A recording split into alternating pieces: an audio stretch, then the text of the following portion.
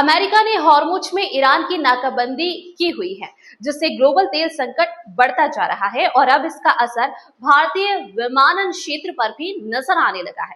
अगर हॉर्मुज संकट जल्द खत्म नहीं हुआ तो देश में एयरलाइन उद्योग ठप हो सकता है, कई जगह ग्राउंडेड करने पड़ सकते हैं। नमस्कार, मैं भावना।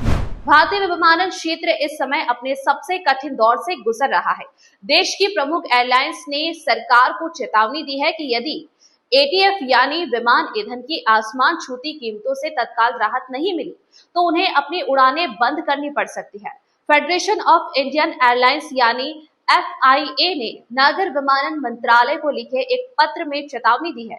एयर इंडिया, इंडिगो और स्पाइस जेट पर फेडरेशन के सदस्य हैं। एफआईए ने नागर मंत्रालय से विमान ईंधन की कीमतों, करों में राहत और घरेलू एवं अंतर्राष्ट्रीय उड़ानों के लिए समान मूल्य निर्धारण व्यवस्था की बहाली की मांग की है। इस पत्र में कहा गया है, मौजूदा ईंधन दरों के कारण घरेलू और अंतर्राष्ट्रीय उड़ान संचालन गंभीर रूप से प्रभावित हो रहा है।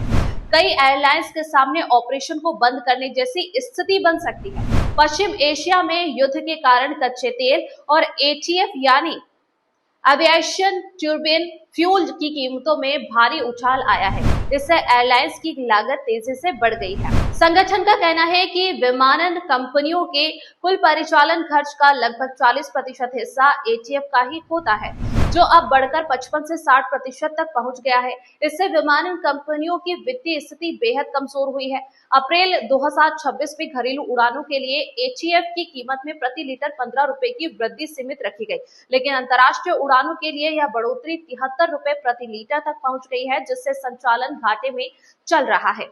एफआईए ने राहत पाने के लिए केंद्र सरकार से 3 प्रमुख मांगे रखी। पहला, पहले से तय फॉर्मूले के हिसाब से क्रैक बैंड को फिर से लागू करना।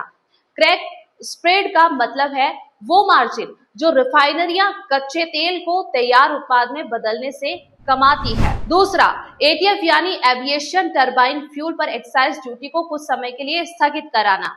घरेलू उड़ानों के लिए एटीएफ पर मौजूदा एक्साइज ड्यूटी अभी 11% है। सरकार ने ये ड्यूटी हटाई तो कंपनियों को राहत मिल सकती है। और तीसरा, दिल्ली, मुंबई, चेन्नई जैसे प्रमुख हवाई अड्डों वाले राज्यों में वीएटी को भी कम किया जाए। इससे भी संकट को कुछ हद तक टाला जा सकता है, क्योंकि अगर राहत जल्द नहीं मिली तो एयरलाइंस को उड़ानों की संख्या घटानी पड़ सकती है और एटीएफ की कीमतों में असंतुलन जारी रहने के कारण कई विमानों को ग्राउंड भी करना पड़ सकता है।